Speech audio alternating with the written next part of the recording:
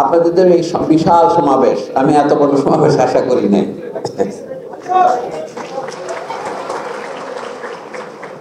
আপনাদের ধন্যবাদ জানাচ্ছি আমাকে কিছু বলবার সুযোগ দেওয়ার জন্য। আমাদের দেশে রাজনৈতিক দলের ইতিহাস আপনারা জানেন। বহু রকমের রাজনৈতিক দল হয়েছে।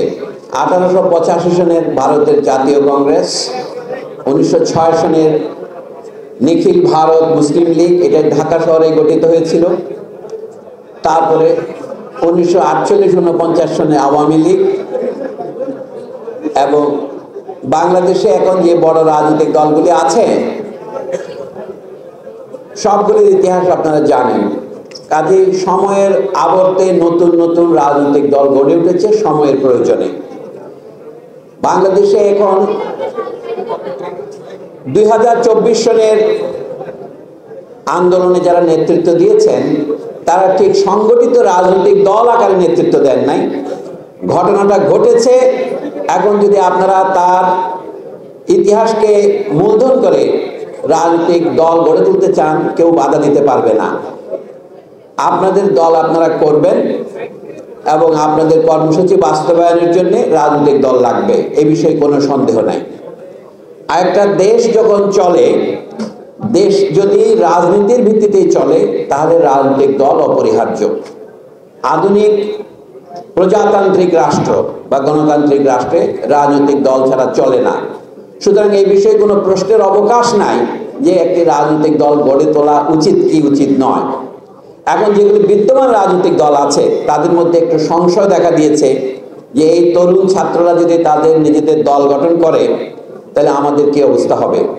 আমি তাদের উদ্দেশ্যে বলতে চাই, আমরা যদি সত্যিকার অর্থেই একটি গণতান্ত্রিক রাষ্ট্র গড়তে চাই আমাদের অনেক রাজনৈতিক দল লাগবে, এবং এক রাজনৈতিক দল সঠিকভাবে দেশ চালাচ্ছে কিনা সেটা দেখার জন্য তার জন্য পাহারাদার দরকার। এবং যারাই রাজনৈতিক ক্ষমতায় আসেন তারা যদি জনগণের সামনে জবাবদিহি করতে বাধ্য না হন তাহলে তারা বিপদগামী হবেন, সেটা প্রায় 90% নিশ্চিত করে বলা যায়, কারণ আমাদের ইতিহাসে তার সাক্ষ্য দিচ্ছেন। সুতরাং নতুন রাজনৈতিক দল গঠন করার যৌক্তিকতা নিয়ে কথা বলার দরকার নাই। আমরা কোন ধরনের রাষ্ট্র গঠন করব আমাদের রাজনৈতিক দলকে সেরকম হতে হবে। আমরা যে প্রতিশ্রুতিতে আমাদের দেশ ব্রিটিশ শাসন থেকে মুক্ত হয়েছিল, গতবারের সরকারের প্রধান ত্রুটি কোথায় ছিল? সরকার বলতে আমি শুধু আওয়ামী লীগ সরকার বলছি না, যেটাকে আমরা বলি সরকার সমূহ, বাংলা এক বচনেও বলা যায়। সকলে যেটা বলেছিলেন 1971 সনে বাংলাদেশের স্বাধীনতার সংগ্রাম শুরু হয়েছিল কয় তারিখে? 25শে মার্চ এবং 26শে মার্চের রাত্রে পাকিস্তান সেনাবাহিনী যখন আক্রমণ করলো তখন যাদের নির্দেশে 1 মাস ধরে বাংলাদেশের শাসন চলছিল বলে দাবি করা হয় তারা স্বাধীনতার ঘোষণার সঙ্গে সঙ্গে দিতে পারেননি। সেই ঘোষণা এসেছে 15 দিন পরে সীমান্তে গিয়ে 1971-এর 10 এপ্রিল, এটা আপনারা জানেন। সেইখানে যে অঙ্গীকার দেওয়া হয়েছিল সেই অঙ্গীকার আমরা গত 53-54 বছরে পালন করতে পারিনি। বাংলাদেশের মানুষের মধ্যে ঘোষণা ছিল নতুন যে রাষ্ট্র হবে, পাকিস্তানিরা আক্রমণ করেছে সেই জন্য আমরা একটা স্বাধীনতা ঘোষণা করি নাই। সেটার অতিরিক্ত যে নতুন রাষ্ট্রের যে অঙ্গীকার করেছিলাম সেখানে মানুষে মানুষে কোনো বৈষম্য থাকবে না, সেই শব্দটা ছিল সাম্য। মানুষকে যেভাবে অপমান করা হচ্ছিল, মানুষকে যেভাবে শোষণ এবং নির্যাতন করা হচ্ছিল সেটার অবসান হবে, এটার নাম হচ্ছিল মানবিক মর্যাদা।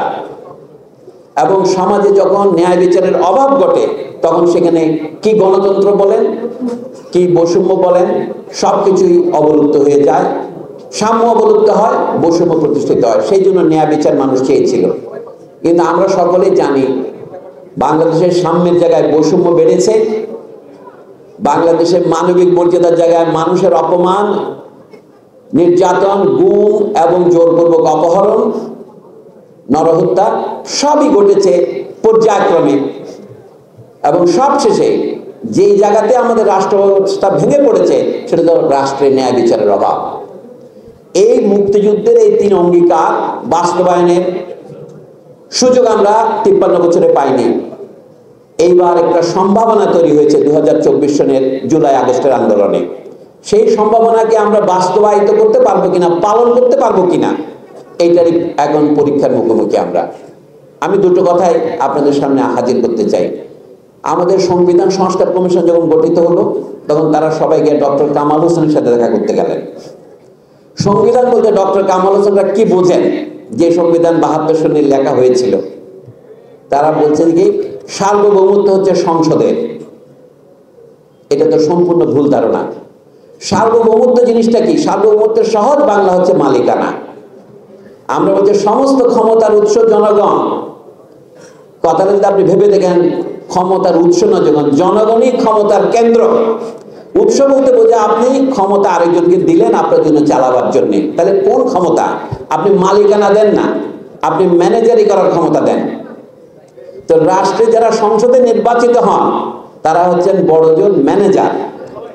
মালিকেরা তাদেরকে নিয়োগ দেন এবং তারা যদি সঠিকভাবে দায়িত্ব পালন না করেন, মালিকের অধিকার আছে তাদেরকে চাকরি থেকে বরখাস্ত করার। সে বরখাস্ত কখন করবে? আমরা একটা মেয়াদ দেই 4 বছর বা 5 বছর। বাংলাদেশের সংবিধানের নিয়ম অনুসারে 5 বছর।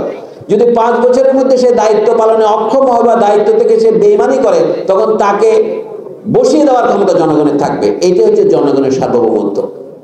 দুটো কথা আমি আপনাদের মনে করে দিতে চাই। সার্বভৌমত্ব জিনিসটা হচ্ছে অবিভাজ্য, অখণ্ড। আমরা বাংলাদেশের এখন ধরুন 18 কোটি লোক আছি। 18 কোটি লোক মিলেই কিন্তু সার্বভৌমত্ব। একজনের কোনো সার্বভৌমত্ব হয় না, 2 জনের হয় না। কিন্তু আমরা কার্যত কি করেছিলাম? সার্বভৌমত্ব এক ব্যক্তির হাতে, এক পরিবারের হাতে ন্যস্ত করেছিলাম। এটা হচ্ছে আমাদের ঐতিহাসিক ভুল অথবা ব্যর্থতা। দ্বিতীয় কথা বলবো, সার্বভৌমত্ব জিনিসটা বিক্রয় যেমন করা যায় না, এটা কারো হাতে তুলে দেওয়া যায় না। সেই জন্যই সংসদ নির্বাচন করা হয় বিশেষ কিছু কাজ দেওয়ার জন্যে, মালিক হওয়ার জন্য নয়। এই জন্যই অষ্টাদশ শতাব্দীর বিদেশি ইউরোপীয় দার্শনিকেরা বলেছেন সার্বভৌমত্ব অবিভাজ্য, মানে এটাকে ভাগ করা যাবে না। এমন নয় যে বাংলাদেশকে দুভাগে ভাগ করার কথা হচ্ছে। 18 কোটি লোকের মধ্যে 17 কোটি একদিকে আর 1 কোটি একদিকে, এটা সার্বভৌমত্বের কথা হবে না। সার্বভৌমত্ব জিনিসটা একজনের হাত থেকে আরেকজনের হাতে তুলে দেওয়া যায় না। যেটা তুলে দেওয়া যায় সেটা হলো নির্দিষ্টকালীন শাসনের ভার। এই কথাটা যদি আমরা মনে রাখি, আমাদের মনে রাখতে হবে। কারণ আমার বন্ধু সারোয়ার তুষার কিছুক্ষণ আগে যে কথাটা আপনারা বলছিলেন, আমাদের যেটা দরকার বাংলাদেশের মূল আইন, যেটা না হলে বাংলাদেশ গঠিত হয় না। ঘটনাটা ঘটে গেছে 1971 সালে। আমরা সংবিধান লিখে মুক্তিযুদ্ধ পরিচালনা করেছিলাম না। মুক্তিযুদ্ধ পরিচালনা করার পর সংবিধান লেখার দায়িত্ব বা ক্ষমতা আমাদের এসেছিল, সেটার আমরা অপব্যবহার করেছি। আমরা এমন একটা উদাহরণ দিই আপনাদেরকে সংবিধানের সম্পর্কে। আমাদের বর্তমান যে 72 সনের যে সংবিধান লিখিত হয়েছিল, যেটা এখন অজ্ঞান অবস্থায় আছে, এটার মূল সমস্যাটা যদি আপনারা লক্ষ্য করেন, একটা যে কোনো স্কুলের ছাত্রও এটা বুঝতে পারবে। এই সংবিধানের 2টা ভাগ। একটা হচ্ছে জনগণের অধিকার, সেটা প্রস্তাবনা আকারে আছে, রাষ্ট্র পরিচালনার মূলনীতি আকারে আছে এবং মৌলিক অধিকার নামে আছে। 3 ভাগ আছে। সেই কথা আমি একটু পরে আসছি। সংবিধানের বাকি যে 3 বাদ দিলে আর কয় থাকে? আর 8 ভাগ। সেগুলির মধ্যে প্রথমে আছে আমলাতন্ত্রের শাসন, যেটার ভদ্র নাম দিয়েছে নির্বাহী বিভাগ। প্রধান আমলাকে প্রধানমন্ত্রী, প্রধান আমলাকে রাষ্ট্রপতি। এখন আমরা যে সমস্ত সংস্কার প্রস্তাব করছি তার মূল কথা হচ্ছে যে সংবিধানের গোড়াতেই আছে আমলাতন্ত্রের অপ্রতিহত ক্ষমতা। জনগণের নির্বাচিত প্রতিনিধি যারা আইন প্রণয়ন করবেন তাদের ক্ষমতা তারপরে দেওয়া হয়েছে। এটার নাম হচ্ছে সংসদ। এখানে জাতীয় সংসদ, এটাকে আমরা আইনসভা বলতে পারি। 3য় ভাগ দিয়েছে বিচার বিভাগ। আর বাকিগুলির কথা না বললেও চলবে, এগুলি সংবিধানে না থাকলেও চলতো, এগুলি অন্য আইনও হতে পারত। এখন আমরা নতুন যে সংস্কার প্রস্তাবের কথা বাজারে শুনতে পাচ্ছি, আপনাদের নিয়োজিত নির্বাচন কমিশন যে তর্কগুলো দিয়েছেন নির্বাচন পদ্ধতির সময়, কিন্তু সংবিধান সংস্কার কমিশন যেগুলি বলছেন আমি সেগুলির কথাই বলছি, যে বিচার বিভাগকে স্বাধীন করতে হবে। কিন্তু আপনাকে তো আগে আইনসভাকে কর্তৃত্ব দিতে হবে, তার অধীনে স্থাপন করতে হবে সরকার এবং শাসন বিভাগকে, আমলাতন্ত্রকে। এবং তার উপরে যদি আপনি বলেন একটা সার্বক্ষণিক সাংবিধানিক কাউন্সিল তৈরি করবেন, এগুলি কিন্তু মূল সমস্যাকে বুঝতে না পারার ক্ষমতা। আপনি বুঝতে পারছেন না, সেইটাই ক্ষমতা আকারে প্রকাশ করছেন যে সার্বক্ষণিক রাষ্ট্রের 3 বিভাগের লোক নিয়ে আমি একটা সাংবিধানিক কাউন্সিল করব, তারা সর্বক্ষণ রাষ্ট্রের মধ্যে সরকার না থাকলেও পাহারা দেবে। আমাকে আসল কথা বলতে, যে জনগণ সার্বভৌমত্বের অধিকারী বা মালিক, তারা যদি সর্বক্ষণ ক্ষমতায় থাকে তাহলে তাদের প্রথম ভোটে যারা নির্বাচিত হবেন তারা হচ্ছেন আইনসভা। কেন, আমরা তো নানা দেশের সংবিধান পাঠ করেছি। পৃথিবীর প্রথম, বর্তমান যুগের কথা বলছি, 250-300 বছর আগে ব্রিটেনের বিরুদ্ধে বিদ্রোহ করে আমেরিকার যুক্তরাষ্ট্র স্বাধীন রাষ্ট্র হিসেবে নিজেকে ঘোষণা করে। তারা কেন রিপাবলিক হয়েছে? রিপাবলিক মানে হচ্ছে যেখানে রাজাকে উৎখাত করে জনগণ নিজেরা নিজেদের সার্বভৌম ঘোষণা করে একসাথে একটা রাষ্ট্র তৈরি করেছে। আমেরিকার 13টা উপনিবেশ ছিল ব্রিটেনের, সবাই একত্রিত হয়ে বলল ইউনাইটেড স্টেটস অফ আমেরিকা। প্রথমে ছিল 13টা, এখন 50টা হয়েছে তাদের। তাহলে তাদের নাম রিপাবলিক হলো কি জন্য? রিপাবলিক মানে আক্ষরিক অর্থে জনগণের মালিকানাধীন সম্পত্তি। রি মানে এখানে কিন্তু সম্পত্তি, মাল, আর পাবলিক মানে পাবলিকের মাল। তার মানে এখানে রাজা নাই, জনগণ সবাই মিলে রাজা। আপনারা অনেকে জানেন জর্জ ওয়াশিংটন আমেরিকার প্রধান সেনাপতি ছিলেন। ওদের মুক্তিযুদ্ধ চলেছিল 8 বছর, আমাদের মুক্তিযুদ্ধ 8.5 মাস। সেই যিনি প্রধান সেনাপতি তাকে প্রস্তাব দেওয়া হয়েছিল আপনার নামও জর্জ আর ইংল্যান্ডের রাজার নামও জর্জ, তো আপনাকে আমরা যদি এখানে রাজা করি আপনি কি বলেন? উনি বলেন আমি রাজা হব না। তখন তাকে বলা হলো, এটা বলে প্রিমুস ইন্টার পারেস ল্যাটিন ভাষায়, সমানদের মধ্যে 1 নম্বর, তিনি হলেন রাষ্ট্রপতি। আমি এই জন্য বলি এর মানে হলো সার্বভৌমের প্রতিনিধি হিসাবে তিনি প্রেসিডেন্ট হলেন, রাজা হলেন না। রাজাও আইনের অধীন, এইটা হচ্ছে রিপাবলিকের মূল কথা। The king is above the law, এটা হতে পারে না। রাষ্ট্রের মূল যে আইন তার অধীনে। এই জন্য আমাদের সবাইকে প্রজা বলা হয়। আমাদের অনেক বন্ধু প্রশ্ন করে থাকেন আমাদের এখানে তো রাজা নাই, আমাদের প্রজা বলা হয় কেন? প্রজা মানে হচ্ছে সাবজেক্ট ইংরেজিতে, যে অধীনে থাকে। কিসের অধীনে? আইনের অধীনে। যদি আমরা আইনই প্রণয়ন না করি, আমরা সকলে মিলে একটি রাষ্ট্র করব, আমরা সকলে একসাথে থাকবো, এই আইন যদি আমি মানি তাহলে আমি এর সদস্য, আমি সদস্যপদ গ্রহণ করলাম। এই সদস্যত্ব এই প্রজা কথাটা চালু হয়েছে। আপনি ইচ্ছে করলে এটা বদলাতে পারেন, এটা নিয়ে আমি আপত্তি করছি না, কিন্তু মর্মটা হলো রাষ্ট্র হচ্ছে সকলের, কিন্তু সরকার হচ্ছে জনগণ কর্তৃক নিয়োজিত, নির্দিষ্ট মেয়াদে। লক্ষ্য করেন, আর আমরা এমপি নির্বাচন করি কিভাবে? একটা এলাকায় আপনি ঢাকা 1, ঢাকা 2, ঢাকা 3, কুষ্টিয়া 1, কুষ্টিয়া 2, কুষ্টিয়া 3 এইভাবে করেন কেন? একটা নির্দিষ্ট ভৌগোলিক এলাকার লোকেরা একজন প্রতিনিধি নির্বাচন করেন এবং সারা দেশে এখন 300 হয়, তারা মিলে সংসদ গঠন করে। দুটো জিনিস দেখেন, সীমা দুইটা, একটা হল স্থানের সীমা, আপনি একটা এলাকার প্রতিনিধি, তাহলে এই যে গোটা জাতির আইনকে করে আপনি প্রণয়ন করেন, যেহেতু অংশটা সমগ্রের ভিতরে পড়ে। আরেকটা কি সময়, আপনার মেয়াদ 5 বছর, তারপরে আপনাকে আবার মুখোমুখি হতে হয়। এবং যারা এবার ক্ষমতায় আসে তারা আর নামতে চায় না।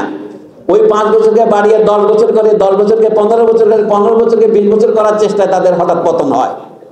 মানে একটা নির্দিষ্ট সীমা আছে, একটা রাবারকে কতটুকু টানা যায়, টানার পর একসময় এটা ছিঁড়ে যায়। এই ধরনের ঘটনায় বাংলাদেশের ইতিহাসে ঘটেছে, পৃথিবীর বহু দেশেই ঘটেছে, আমি আর লম্বা করবো না। হচ্ছে সার্বভৌমত্ব অবিভাজ্য এবং সার্বভৌমের মেয়াদ চিরকালীন। যতদিন পর্যন্ত এই পৃথিবী আছে, যতদিন পর্যন্ত এই রাষ্ট্র আছে, আমরা কথা বলতে ততদিন আমরা সার্বভৌম আছি, আমরা এর মালিক আছি। আমরা মাঝে মাঝে সরকার নিয়োগ করব এবং সরকার যদি আইন ভঙ্গ করে অথবা অঙ্গীকার ভঙ্গ করে তাহলে তাকে আমরা সরিয়ে ফেলবো। সেই দিক থেকে বলবো সার্বভৌমত্ব জিনিসটা প্রতিনিধিত্বশীল করা যায় না। এটাই সরওয়ার দোষর পরিষ্কার করে বলেছিলেন, আমাদের সংবিধান প্রণয়ন করার কাজ হচ্ছে জনগণের প্রতিনিধিদের কাজ, তারপরে সরকারকে আমরা নিয়োগ করব। এই জন্য এখানে দুটো নির্বাচন কিন্তু আলাদা। আপনাদের একটু উদাহরণ দিই, 1970 সনে পাকিস্তানে যখন নির্বাচন ঘোষণা করা হলো, এর আগে পাকিস্তানে কখনো সাধারণ নির্বাচন হয়নি। পাকিস্তানের ইতিহাসে প্রথম সাধারণ নির্বাচন হয়েছিল 1970 সনে। তাদের কি শর্ত ছিল? লিগাল ফ্রেমওয়ার্ক অর্ডার, LFO, আইনগত কাঠামো আদেশ। তাতে কি বলা হয়েছিল? আপনারা নির্বাচিত হবার পর 120 দিনের মধ্যে সংবিধান প্রণয়ন করবেন, না হলে আপনাদের সংসদ ভেঙে যাবে। এই অঙ্গীকারে অঙ্গীকৃত হয়ে সবাই নির্বাচনে অংশগ্রহণ করেছিলেন। তখন ছিল পাকিস্তানের নাম ছিল কি? Islamic Republic of Pakistan. Awami League এটা মেনে নিয়েছিল, এটা নিয়ে নির্বাচনে অংশগ্রহণ করেছিল এবং বলা হয়েছিল পাকিস্তানের নতুন সংবিধানে ইসলাম, কোরআন ও সুন্নাহ বিরোধী কোনো আইন করা যাবে না। আওয়ামী লীগ এটা মেনে নিয়েছিল। এটাকে বলে আইনগত কাঠামো আদেশ, LFO, লিগাল ফ্রেমওয়ার্ক অর্ডার। তাদের নির্বাচন হওয়ার পরে কি হয়েছে আপনারা কাহিনীটা জানেন, কিন্তু নির্বাচনে অংশগ্রহণ করেছিল তখন কথা আছে, পাকিস্তান সরকারের গোয়েন্দা বিভাগ রিপোর্ট দিয়েছিল আওয়ামী লীগ বড় জোর 100 আসনে জিতবে, তাহলে পুরনো রাজনীতি খেলা যাবে। কিন্তু ঘটনাচক্রে এমন হলো যে আওয়ামী লীগ 162 আসনের মধ্যে 160 আসনে জিতে গেল, যেটা পাকিস্তান গোয়েন্দা বাহিনীর সমস্ত ভবিষ্যৎবাণীকে ব্যর্থ করে দিয়ে, ফলে তাদেরকে 25শে মার্চের ঘটনা ঘটাতে হয়েছিল। এটা না ঘটে অন্য ঘটনা ঘটানো যেত, কিন্তু যা ঘটেছে তাই ইতিহাস। বর্তমানে বাংলাদেশের সেই অবস্থা হয়েছে। 2024 সনের 36শে জুলাই যেটা আপনারা বলেন ভালোবেসে, সেইটাও কিন্তু গোয়েন্দা বাহিনী দেখতে সমর্থ হয়নি। শুধু বাংলাদেশের গোয়েন্দা বাহিনী নয়, বিদেশের গোয়েন্দারাও দেখতে পারেন, এমনকি বিলেতের গোয়েন্দারাও যে বুঝতে পারে না, বোঝা যায় তারা বিলেতের পার্লামেন্টের সদস্যরাও যে সম্প্রতি কি সিদ্ধান্ত দিয়েছিল আবার সেটা প্রত্যাহার করলো। অতএব মানুষ এমন সব ঘটনা আমরা ঘটাতে পারি যেটা আমাদের সার্বভৌম ইচ্ছার বহিঃপ্রকাশ। এই জন্য বলি, জনগণের ইচ্ছায় যদি আইন হয়, জনগণের ইচ্ছায় যদি সরকার গঠন করে, তাহলে আমাদের দেশে গণতন্ত্র হবে। এখন গণতন্ত্রের পথে বাধাগুলি কোথায়? জনগণের ইচ্ছা প্রকাশের পথে পথে যেখানে বাধা আছে সেগুলি চিহ্নিত করা সম্ভব এবং সেগুলি দূর করা সম্ভব। এটি হচ্ছে আমাদের এখন প্রধান কর্তব্য। আমরা যদি ভোটারের বয়স 18 হবে না 17 হবে, এটা আমাদের বড় তর্কের বিষয় নয়। যাদেরকে আমরা ভোটার বলে সাব্যস্ত করি তাদের ভোটটা কার্যকর হবে কিনা, এটা হচ্ছে আসল কথা। আমরা ভোট দিতে পারবো কিনা, ভোট কেন্দ্র দখল হবে কিনা, এইগুলি যদি নিশ্চিত করতে পারি, অন্যান্যগুলি আমি মনে করি অনেক কম সমস্যা। এখন আমাদের যারা সংবিধান সংস্কার কমিশন প্রস্তাব দিয়েছে, বাংলাদেশকে 4টা প্রদেশ করতে হবে। এটা ভালো মন্দ আপনারা নির্ধারণ করবেন ভবিষ্যতে। কি এই মুহূর্তে এইটাই প্রধান সমস্যা নয়। এই মুহূর্তে প্রধান সমস্যা হচ্ছে জনগণের ইচ্ছা অনুসারে সংবিধান প্রণীত হবে কিনা, সেটা একটা নির্বাচনের মাধ্যমে করতে হবে। জুলাই অভ্যুত্থানে যারা নেতৃত্ব দিয়েছেন তারা ঘটনাটা ঘটিয়ে ফেলেছেন, এখন বলা হচ্ছে তারা একটা ঘোষণাপত্র দিতে পারবেন কিনা। আরে যে কাজটা আপনি করেছেন সেটা ঘোষণাপত্র দিতে পারবেন না কেন আপনি? আমরা কি করেছি কাজটা? ঘোষণাপত্র হচ্ছে আমার কাজের একটা বিবরণী, রিপোর্ট পেশ করা। আমি এই কাজটা করছি। অনেকে মনে করে ঘোষণা দিয়েও বিপ্লব হয়, অনেক সময় বিপ্লব দিয়েও ঘোষণা করে। আজ আমাদের অনেকেই ঘোষণাপত্রের ইংরেজি অনুবাদ করেছেন, চার্টার, কেউ হচ্ছে ডিক্লারেশন, কেউ হচ্ছে প্রোক্লামেশন করেন, অনেকে অনুবাদকে এটা ইশতেহারও বলেন। আমার মনে হয় আমরা যে ঘটনা ঘটেছি, উই দ্য পিপল, এটা হচ্ছে প্রথম ঘোষণা, এবং we give ourselves this constitution, another ঘোষণা। তাহলে আমরা কি কনস্টিটিউশন নিজেকে দেব? পাকিস্তানের ঘোষণাটা দিয়েছিল আইয়ুব খানের পতনের পরে। নতুন যে সামরিক শাসন, আইয়ুব খান যাকে আমন্ত্রণ করে এনেছিলেন পাকিস্তানি সামরিক বাহিনীর প্রধান জেনারেল ইয়াহিয়া খান, তারাই এলএফও ঘোষণা করেছিলেন, এবং সেটা মেনে আমাদের দেশের এবং পশ্চিম পাকিস্তানের সমস্ত রাজনৈতিক নেতা আন্দোলনে অংশগ্রহণ করেছিলেন। আমাদের এখানে কিন্তু সেরকম লিগ্যাল ফ্রেমওয়ার্ক অর্ডার কেউ দেয়নি। এটা দেবে এই বৈষম্য বিরোধী ছাত্র আন্দোলন। আমরা একটা ফ্রেমওয়ার্ক অর্ডার দেব, সেটা হচ্ছে ঘোষণা। বাংলাদেশের নির্বাচনটা এভাবে হতে হবে। এই জন্য কমিশন করেছেন, আলোচনা করেছেন, খুবই ভালো। আমাদের দুটো কথা মনে রাখতে হবে। আপনাদের সাথে আমি শুধু আরেকটা কথা যোগ করি। এখন 1972 সনের সংবিধানটা কেন ফ্যাসিবাদী সংবিধান হয়েছে? আপনাদের মনে প্রশ্ন আছে। দেখেন, এইটা হচ্ছে একটা ব্যুরোক্রেটিক আমলাতান্ত্রিক সংবিধান। আপনি আমেরিকার সংবিধানের সাথে তুলনা করেন, টের পাবেন আমেরিকার সংবিধানের মধ্যে মাত্র 7-8টি ধারা আছে, 7টি ধারা। 1 নম্বরে আছে তার কংগ্রেস বা আইনসভা কি করে গঠিত হবে। 2 নম্বর আছে তার প্রেসিডেন্টের কি ক্ষমতা থাকবে, কি ক্ষমতা থাকবে না। 3 নম্বরে আছে তার বিচার বিভাগের কি ক্ষমতা থাকবে, কি থাকবে না। এবং এই ক্রমে তারা 7টা ধারা দিয়ে সংবিধান শেষ করেছে। এত ছোট সংবিধান, কিন্তু সেটা এত বছর কার্যকর হলো কিভাবে? সংবিধান লেখার আগে তারা আরেকটা সংবিধান লিখেছিলেন 4 বছর আগে, ওটাকে বলে আর্টিকেলস অফ কনফেডারেশন। 1783 ইংরেজিতে আমেরিকার 13টি ইউনিয়ন মিলে একত্রিত হওয়ার জন্য তারা একটা সংবিধান করেছিলেন, ওটার নাম ছিল আর্টিকেলস অফ কনফেডারেশন। কিন্তু সেটা কাজ করছিল না। সেখানে প্রদেশের ক্ষমতা বেশি হবে না কেন্দ্রের ক্ষমতা বেশি হবে, এই তর্ক মীমাংসা করতে গিয়ে 1787 সনে 4 বছর পরে তারা বর্তমান সংবিধানটা গ্রহণ করে। কিন্তু এটা গ্রহণ করার পরে তারা দেখলো কি জনগণের অধিকার কথাটা কোথাও লেখা হয় নাই।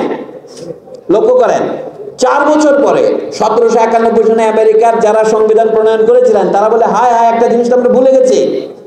যে জনগণের নামে আমরা এই সংবিধান লিখলাম, সেই জনগণের আর কি অধিকার আছে যেটা আমাদের চেয়েও বেশি, সেটা আমাদের আনতে হবে।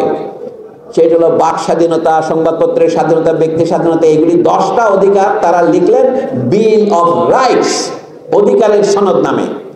সেইটা আমেরিকান সংবিধানের অঙ্গাঙ্গী অঙ্গ হয়েছে।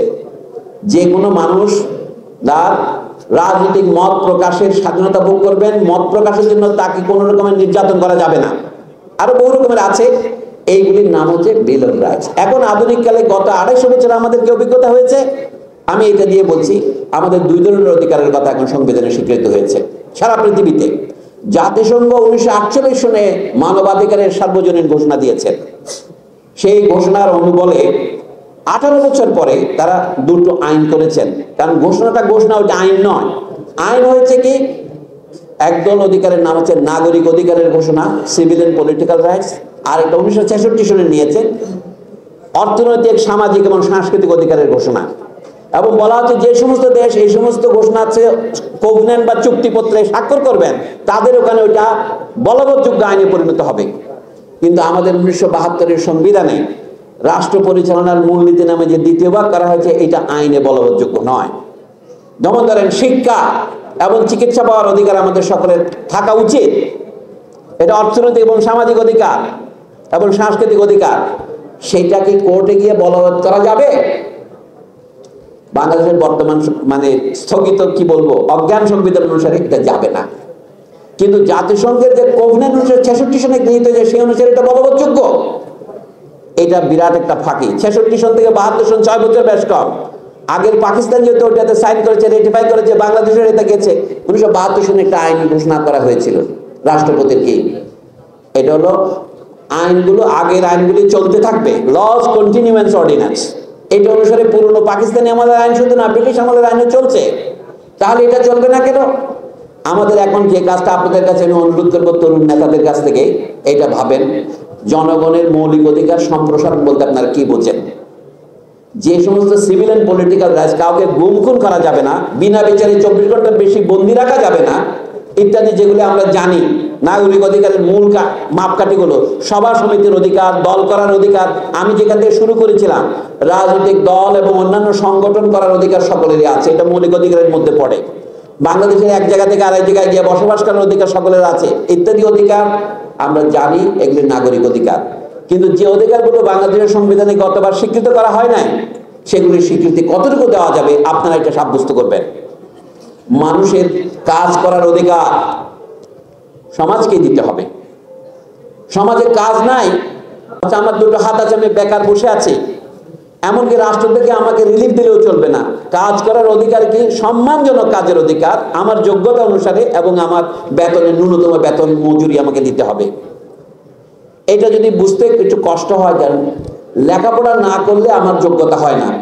আমার যে প্রতিভা এবং ইচ্ছা, সেই অনুসারে আমি লেখাপড়া করতে চাই, অথচ আমি লেখাপড়ায় ভর্তি হতে পারছি না। আপনাদের আন্দোলনের নাম কি? বৈষম্য বিরোধী ছাত্র আন্দোলন। কিন্তু আমাদের স্কুল কলেজে কেউ ভর্তি হতে পারবে, কেউ ভর্তি হতে পারবে না। এটা কিসের ভিত্তিতে প্রতিষ্ঠিত? আপনার মেধা নাই, তা আপনি ক্যাডেট কলেজে ভর্তি হতে পারবেন না। আপনার মেধা নাই, আপনি মেডিকেল কলেজে ভর্তি হতে পারবেন না। আপনার মেধা নাই, আপনি ঢাকা বিশ্ববিদ্যালয়ে ভর্তি হতে পারবেন না।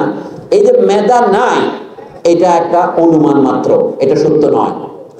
উপযুক্ত সুযোগ সুবিধা পেলে, উপযুক্ত পরিচর্যা পেলে, উপযুক্ত খাদ্য এবং বস্ত্র পেলে, উপযুক্ত শিক্ষার সুযোগ পেলে প্রত্যেক মানব সন্তানই কোনো না কোনো কাজ করতে সক্ষম। তাহলে তাকে সেই কাজের সুযোগ যদি রাষ্ট্র এবং সমাজ দিতে ব্যর্থ হয়, দোষটা তার নয়, সমাজের। তাহলে এইখানে মৌলিক অধিকার সম্প্রসারণ করতে হবে। আচ্ছা, অনেকে হলে এটিকে সম্ভব? আমাদের দেশে শতকরা 100 জন লোক এখনো, বাচ্চারা কেন স্কুলে যেতে পারে না? আমি একটা পর্যায়ক্রমে বলি, 6ষ্ঠ শ্রেণী পর্যন্ত সারা পৃথিবীতে প্রাথমিক শিক্ষা। আপনারা কি কখনো জিজ্ঞাসা করেছেন আমাদের দেশে প্রাথমিক শিক্ষা 5ম শ্রেণী পর্যন্ত কেন? জিজ্ঞাসা করেন, উত্তর পাবেন। আমার দুনিয়ার সব দেশে যেটা বলে বুনিয়াদী শিক্ষা, ফান্ডামেন্টাল এডুকেশন, সেটা হচ্ছে 12 বছর স্কুলে থাকতে হবে, অথবা শিশুর বয়স 18 বছর হতে হবে। ডক্টর ইউনূসের কথার একটু প্রতিধ্বনি করব, অন্তত 17 বছর পর্যন্ত পড়তে হবে তাকে। আমরা যেটাকে ইন্টারমিডিয়েট বলি, এখন সবাই তো আমরা এ লেভেল আর ও লেভেল করতেছি। আপনারা কখনো জিজ্ঞাসা করেছেন আমাদের দেশের ছেলে মেয়েরা, বিশেষ করে উচ্চ শ্রেণীর ছেলে মেয়েরা সবাই এ লেভেল ও লেভেল করতেছে কেন? কারণ জাতীয় শিক্ষা ব্যবস্থার উপর তাদের আর আস্থা নেই। এই অবস্থা কেন আমরা পৌঁছলাম? কই বিলেতের ছেলে মেয়েরা তো আমাদের এইচএসসি আর ওএসএসসি দিতে চায় না, আমরা এ লেভেল আর ও লেভেল দিচ্ছি। যে দিতে চায় এটা তার স্বাধীনতা, কিন্তু আমাকে জিজ্ঞাসা করতে হবে আমরা আমাদের দেশের শিক্ষা ব্যবস্থাকে নষ্ট করলাম কিভাবে? আমরা বলি আমরা একমুখী বিজ্ঞান ভিত্তিক এবং কর্মমুখী এই সমস্ত স্লোগান দিয়েছি। আমি তরুণদের বলি আপনারাই চিন্তার কাণ্ডারি হবেন। কর্মমুখী শিক্ষার মানে কি? সমাজে আপনি দুই ধরনের লোক তৈরি করতে চাচ্ছেন। কিছু লোকের শিক্ষা হবে কর্মমুখী, আর কিছু কাজ হবে শাসনমুখী, অর্থাৎ নিষ্কর্মামুখী। এটা তো আপনি বলছি। এই জন্য শিক্ষার ক্ষেত্রে, স্বাস্থ্যের ক্ষেত্রে জনগণের সকলের অধিকার প্রতিষ্ঠা যদি আইনে বলবৎযোগ্য অধিকার হিসেবে প্রতিষ্ঠা না করা হয়, তাহলে জনগণকে ফাঁকি দেওয়া হয়। এই ফাঁকি 1972 সনের সংবিধানে দেওয়া হয়েছে। আসুন, আমি বলছি না যে বাংলাদেশে একদিনে সব করা সম্ভব, কিন্তু আমাদের তো যাত্রা শুরু করতে হবে। এখনো বাংলাদেশের সরকারি হিসাবে পুরনো ভুয়া যারা তো তথ্যের ব্যবসাও করেছে, নির্ভর করা যায় না, তবু তাদের হিসাব দিয়ে বলি শতকরা 26 জন লোক নিজের নাম দস্তখত করতে পারে না। তাদের ভাষায় বলে তারা নিরক্ষর। এটা কি লজ্জার কথা নয়? অক্ষর হওয়াটাই যদি শিক্ষিত হওয়ার মাপকাঠি হয়, এবং শতকরা 26 জন লোক যদি অক্ষর লিখতে না পারে, পড়তে না পারে, তাহলে এই দায় কার? এবং আপনার চিকিৎসা অবস্থায় আমাদের দেশে এখন বেশ ভালো ভালো হাসপাতাল হচ্ছে, কিন্তু কই সাধারণ মানুষের চিকিৎসার সাধারণ সুযোগ পাওয়ার কোনো আমাদের এই হচ্ছে বর্তমান অবস্থা। আপনাদের এই সবাই আমি কয়েকটা প্রশ্ন মাত্র উত্থাপন করলাম যে আপনাদের সামাজিক অর্থনৈতিক কর্মসূচিটা এখনো পরিষ্কার নয়।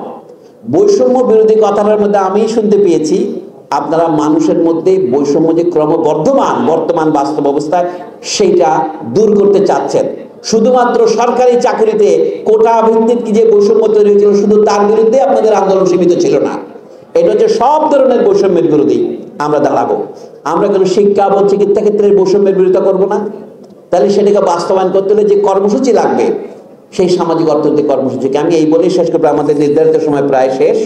আপনাদের দৃষ্টি আকর্ষণ করছি এই কথার দিকে, আমাদের দেশ এখন কোন অর্থনৈতিক পদ্ধতিতে চলছে। বর্তমানে সংবিধান সংস্কার কমিশন বলছে কি সমাজতন্ত্র কথাটা উঠে যাবে। সমাজতন্ত্র কথাটা 72 সালে ছিল প্রতারণা, এখন তার জায়গায় যে নতুন প্রণয়ন দেবেন আপনি। আমাদের দেশে আমরা বলি পুঁজিতন্ত্র কথাটা আপনি লিখবেন না সংবিধানে, এমন আপনি কি লিখবেন ভদ্র কথা, market system, free market system এটা লিখবেন। কিন্তু আমাদের এখানে ভালো বা মন্দ এখন যা হচ্ছে এটা তো মার্কেট সিস্টেমের জন্য হচ্ছে। মার্কেট সিস্টেমের যে অবিচার সেটাকে দমনের জন্য আপনারা কি করবেন? আপনি কি ন্যূনতম মজুরির আইন করবেন? কতটুকু, এই যে আমি এটা বলে শেষ করছি। এখন আমরা দেশের অর্থনৈতিক উন্নতির মাপকাঠি হিসেবে বারবার বলি মাথাপিছু আয়, মাথাপিছু আয়। আপনি জানেন মাথাপিছু আয়ের ফাঁকিটা কোথায়? সবচেয়ে বেশি যাদের আয় এবং সবচেয়ে নিচু যাদের আয় তাদেরকে যোগ দিয়ে অঙ্ক দিয়ে ভাগ করে একটা মিন বের করেন। কিন্তু লক্ষ্য করতে হবে মানুষের জীবন ধারণের জন্য আমাদের এখানে ধরেন মাথা পিছু $2500, তর্কের খাতিরে বলছি, ধরেন সোজা করেন $3000। কিন্তু মনে করেন $3000 যদি আপনার সর্বনিম্ন আয় হতো তাহলেও কিন্তু দারিদ্র্য দূর হতো না। এখন যদি আপনি মনে করেন $3000 নয়, অনেকের আয় $500 নাই, $300 নাই, অনেকের কোটি ডলার আছে, তা মিলিয়ে আপনি $3000 করছেন। এটা দিয়ে মানুষের প্রকৃত অবস্থা বোঝা যাবে না। একটি নদী পার হওয়ার সময় নদীতে পানি সবচেয়ে গড়ে কত, এটা দিয়ে নদী পার হতে পারবে না। পানি সবচেয়ে বেশি গভীর কোথায়, আপনাকে তার সমান হতে হবে। আমি বলি দারিদ্র নিরসনের ক্ষেত্রে দেখতে হবে সবচেয়ে কম যার আয় তার আয়টা কত, তার পক্ষে বেঁচে থাকা সম্ভব হবে এই আয়ে? বর্তমান হিসাব অনুসারে দেখা যাচ্ছে, মিথ্যা হিসাব অনুসারে শতকরা 20 জনের মতো লোক চরম দারিদ্র সীমার নিচে বাস করে, সে দিনে দুবেলা খেতে পারে না। তার আয় বর্তমান হিসাব অনুসারে যদি মনে করেন কত আয় করে, সে দৈনিক $2.15 পর্যন্ত আয় করলে তাকে দরিদ্র বলা হয় না। কিন্তু মার্কিন দেশে কত, এটা অনেক বেশি এর তুলনায়। আমাদের দারিদ্র সীমার মাপকাঠি হচ্ছে ধরেন $800, এই সেখানে $1300-500। এই হিসাবে হিসাব করলে আমরা আমেরিকার মাপে বলছি না, আমাদের মাপেও জনগণের মধ্যে যারা সবচেয়ে বেশি গরিব তারা কতটুকু গরিব, এবং তাদের অবস্থাকে রক্ষা করার জন্য যদি কোনো কর্মসূচি আপনারা দিতে না পারেন, তারা শ্রমিক আছে, তারা কৃষক আছে, চাকরিজীবী আছে, নিম্ন আয়ের কর্মচারীরা আছে, এই আন্দোলনে যারা বিপুল সংখ্যায় প্রাণ দিয়েছেন তাদের সন্তানেরাই। এই যে মানুষের ন্যূনতম মজুরি বৃদ্ধি যদি আমরা না করি তাহলে আমরা দেশে যে কর্মসূচি দিয়েছি বৈষম্য বিরোধী সেটা অর্থবহ হবে না। আমি আপনাদের সুন্দর ভবিষ্যৎ কামনা করি। আপনারা যে রাজনৈতিক বিপ্লব সাধন করেছেন তার জন্য আমাদের সামাজিক বিপ্লবে পরিণত হয়, এই চেষ্টা আপনাদের থাকবে। আপনাদের ধন্যবাদ।